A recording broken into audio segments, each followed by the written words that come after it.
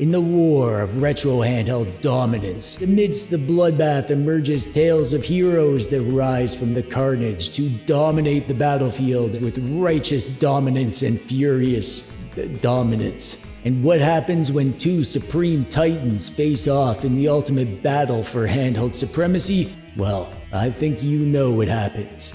Yeah, you do. Kissing fight.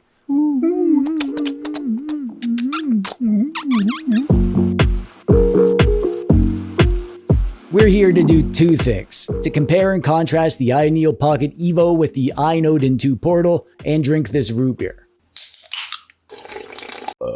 Alright, one down, one to go. I have full reviews of both of these devices linked below, so watch that if you want all the details. And I've had lots of requests to make a video comparing them, and I was kind of dragging my feet, but then I had one of my patrons ask me to make it, so I immediately got started. Because I will do anything my patrons ask me to.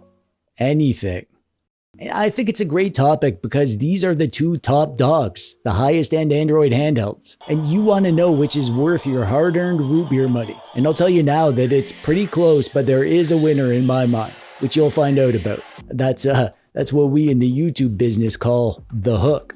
Both devices have several different models with different RAM and storage configurations available. The Odin 2 Portal went with the same processor as the original Odin 2, so the Snapdragon 8 Gen 2. And the Pocket Evo went with the Snapdragon G3X Gen 2. And I know that's a lot of 2s to take in at once, but don't worry, I'll make it easy for you. We'll see how they do in a bit. We also get nearly identical RAM configurations: 8GB or 12GB or 16GB of LPDDR5X RAM. For storage, both devices utilize UFS 4.0 storage, and we get the same storage options on both: 128GB at the low end and up to 1TB at the high end. Both of these doodads give us Wi-Fi 7 and Bluetooth 5.3. The Portal has a big old 8,000 mAh battery, but the Evo has a bigger old 8,600 mAh battery. They both have the same size screen, 7-inch OLED, although the screen on the Evo goes up to 165Hz while the Portal only goes up to 120Hz. The pricing varies depending on the models. The Portal is anywhere from $329 up to $499 USDs, while the Evo is currently $392 up to $594 USDs. Aesthetics are a personal thing.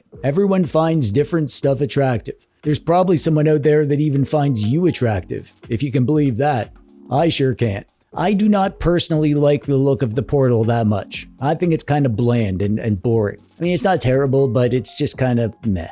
It's also a bit smudgy, so if you have moist hands and hate smudgy fingerprints, then maybe don't get the black version like I have here. The Evo is a very interesting looking handheld. I think we can all agree on that. Ayaneo definitely goes for form over function with their designs. There's always interesting shapes and details that makes me stop and say, wow, look at all those interesting shapes and details. And the Evo is no different. It's lovely. I'm going to say that the Evo takes the win for aesthetics, but that's my opinion. I can't tell you which one you like better. I can only tell you to click the subscribe button, which you have to do because I said it.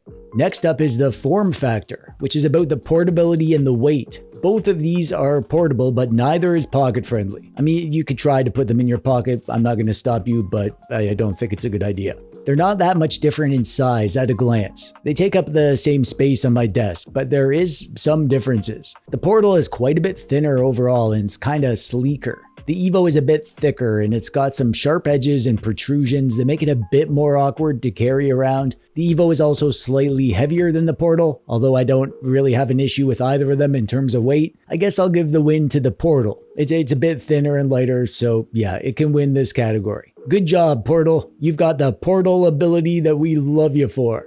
When it comes to the ergonomics, I personally find both of these super comfortable, but they're very different. The Evo is thicker, it has more girth, so there's more to squeeze and it feels more like you're holding a full-size controller or a handheld PC rather than a retro doodad. The Portal is also great, but in very different ways. It's thinner with more narrow bumpers and triggers and shorter thumbsticks, so it fills out your hands less. However, they obviously put a lot of thought into the ergonomics and the way they curved the glass in the front, and the specific angles that they chose here around the edge make this thing just slot right into your hands perfectly. This is a very close call. Honestly, both of them are great, but I'm going to go with the Evo here. That feels a bit better to me. But yeah, they're both good. For the controls, let's start with the extra stuff. They both have some rebindable keys. On the Evo, they're up on the top near the bumpers, and there's an extra one on the front. And on the Portal, they're around back, paddle style. The face buttons on the Evo are not huge, and they have a medium-ish height and a medium-ish travel, kind of a soft clicky sound to them.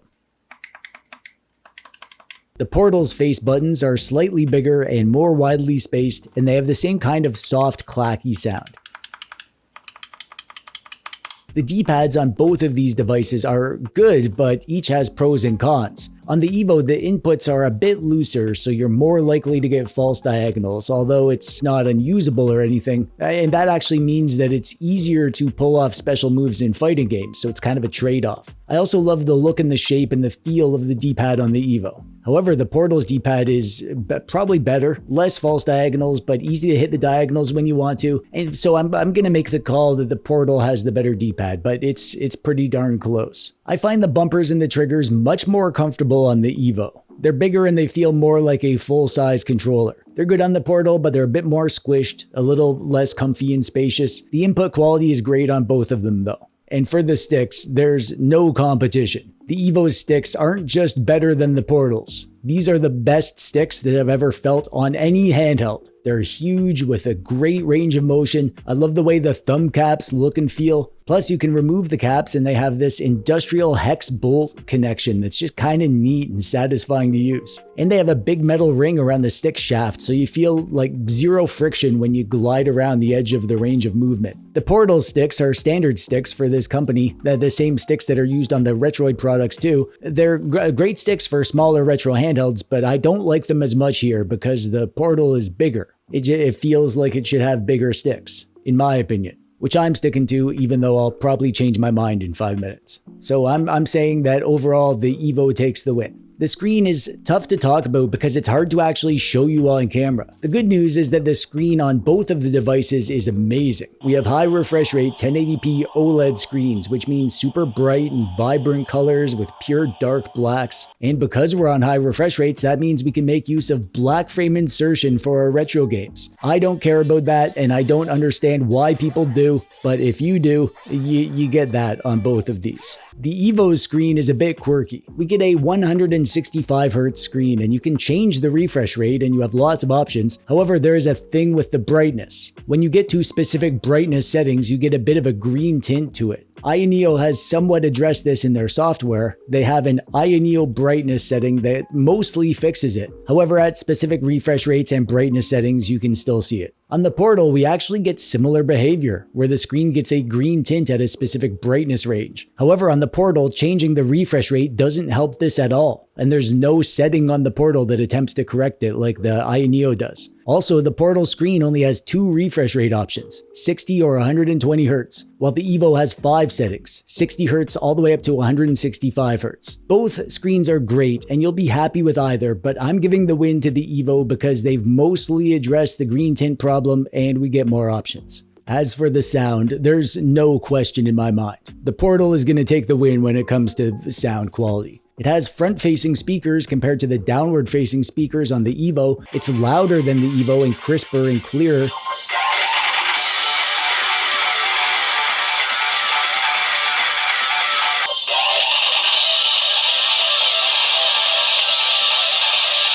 The Evo does have a bit of a fuller sound and deeper bass, but Ayaneo does weird things with their sound. On all my Ayaneo devices, it always seems to sound kind of muffled to me, as if I have more wax in my ears than usual.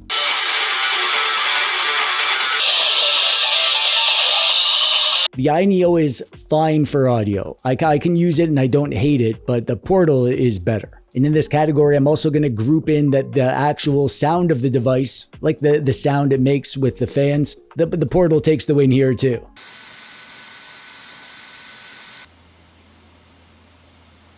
They can both be completely silent when you're running low-end stuff, and you won't need to crank the fans up high to play most high-end stuff either. But if you do let them go all out max performance and then turn the fans up, the Portal has quieter fans, and it's a nicer sounding fan. With the system, both are very standard builds of Android 13, which is good. However, there is some proprietary software on each of them to give you extra options. The Evo has an Aya space button that opens up some quick settings, and in here you can change the performance mode and the refresh rate, adjust some control stuff, some other quick toggles for system stuff, widgets, and then you can get into the full settings where you get more options to fine-tune the CPU performance and the fan curves, and then even do system stuff like spoof the device type for Android game compatibility, which I haven't found helped in any situation, but maybe it will for you depending on the game you want to play. And Ayaneo has their own front-end software called Aya Space, and it's not very good, and I do not recommend using it. The portal has fewer system customizations. They have some quick options in the drop-down menu, which is where you can toggle the performance modes and the fan stuff and RBG on the sticks. They have some extra options within the Android settings for the screen output and the controller, and this is where you can get to the updates. And you can swipe in from the side to use their game bar, which is where you can get some quick settings and get to their key mapper, which is actually a very good key mapper. Way better than the one on the Evo. And the portal also has a game launcher, the Odin launcher, and again, I don't use this. And I don't recommend you do because it's not good. I'll give the win to the Evo here because they went above and beyond with the amount of options that they give you, but both have fine software. For emulation, both the Evo and the Portal can play basically the same stuff. If you're playing GameCube and PS2, you'll be able to play most games at 3x resolution, and you can play most even down at the low power profile on both devices. Switch is hit or miss as usual, but more or less the same stuff runs on both devices, and all the easier stuff runs no problem, obviously. Watch my videos if you want to know more about performance for specific systems. However, there are some major issues with Android games on the Evo. Some games don't detect the GPU that we have in here properly, and you'll be limited even though it's definitely powerful enough to run these games. My boy Retro Game Corps just released a video where he goes in depth about the problems with various Android games on the Evo. So I'll link to his video below if Android gaming is important for you. You should watch that. For my part, almost everything that I want to run ran fine with two exceptions. One is Diablo Immortal. That game is locked at 30 FPS medium settings on the Evo because it's quote-unquote unsupported, but it can go up to 60 FPS in high settings on the Portal, no problem. Russ mentioned this in his video too. Also, the controls on the Portal are spoofed as an Xbox controller, so games like Call of Duty work without any screen mapping, which is good, but that's not the case with the Evo, and you'll have to deal with Ayaneo's terrible screen mapping software to play that game. Russ said in his video that the graphics settings are locked down in Call of Duty Warzone for him, however they weren't for me in Call of Duty Mobile. So, you know, kind of hit or miss, I guess. If you're just here for the emulation, they're about neck and neck, but I'm going to give the win to the Portal for compatibility, obviously. And when it comes to the performance, for real-world performance, there's not much of a difference between them in terms of how the games actually run. But in theory, the Evo should be better at the highest high-end stuff because it's the more powerful chip. In Geekbench 6 for the CPU benchmark, they were not far off. The Portal had a slightly weaker single-core score, but it had a slightly better multi-core. And I did the GPU benchmark here as well, but the Evo crushed the Portal in these GPU tests. And then I was doing the 3D Mark Wildlife Extreme stress test, which is the best way to judge potential real-world gaming performance since this is basically a high-end video game running in-engine for an extended period of time. The Evo pulled out significantly ahead. For the best run, the Evo came out ahead by 13%, and even the worst loop on the Evo is still better than the best loop on the Portal. However, look at that stability score on the Evo. That's because the Evo lost more performance as it warmed up and it started throttling compared to the Portal, which didn't throttle at all. And this is a known issue, and Ayaneo even addressed this and offered a fix to apply some thermal grease and provided an article and a tutorial of how to do it. And I think that they're going to fix this in future units, if I'm not correctly mistaken. But either way, I'm not personally too fussed because, like you see, the performance is still there. But ultimately, realistically, they have the same performance in real-world scenarios as far as I can see, but in terms of raw performance, the Evo takes the win.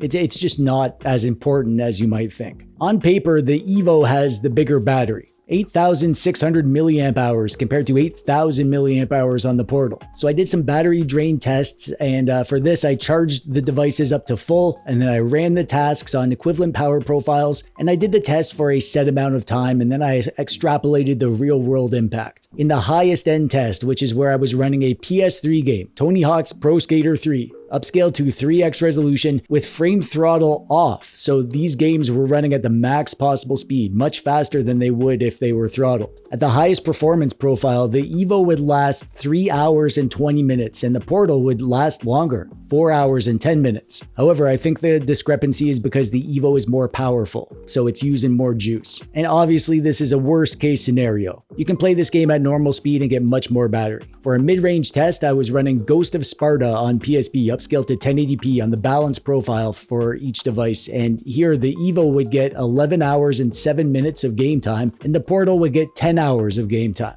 And for my low-end test, I'm running Aladdin on GBA on the power save profile, and here the Evo would get 18 hours and 27 minutes of game time like this compared to 16 hours on the Portal, which is great news, right? I mean, yeah, the Evo came out ahead, but that means that both of these devices, across all the tests really, both devices will give you a freaking ton of game time. That's the best thing about Android doodads right there. You won't be able to get 16 hours of gaming on a handheld PC ever, even in the best case scenario. So yeah, the Evo wins the battery category, which isn't surprising. It has a bigger battery. So you've seen the categories and which devices wins in each, and the Evo wins in more categories, but ultimately which is the best depends on what's important to you. So I mean, there are some good reasons that you might want the Portal over the Evo. Android games and compatibility, maybe a bit thinner and lighter, or if you like the look of it better. And also, Ayn feels like a more reliable company than Ayaneo. Not that I've had bad experiences from either of them, it's just the vibe that I get from what I see being talked about. However, I have both of these devices, and there's no doubt in my mind that I prefer the Evo. There's a lot that's better on the Evo, and for what I want to do, which is retro emulation, I want the bigger, chunkier device that looks more interesting. I want the full-size sticks. I want the screen settings options that the Evo has. I want the bigger battery.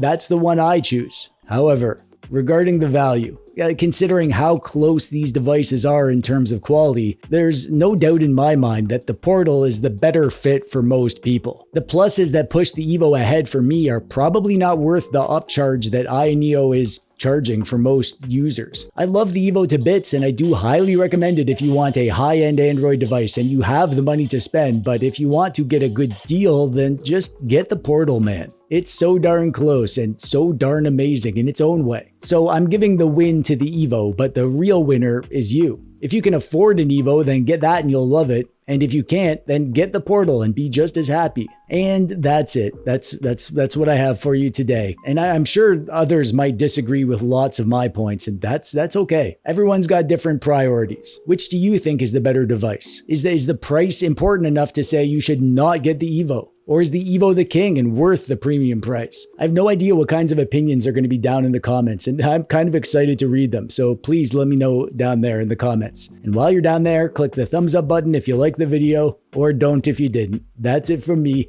I'm TechDweeb. Thanks for watching. Bye-bye.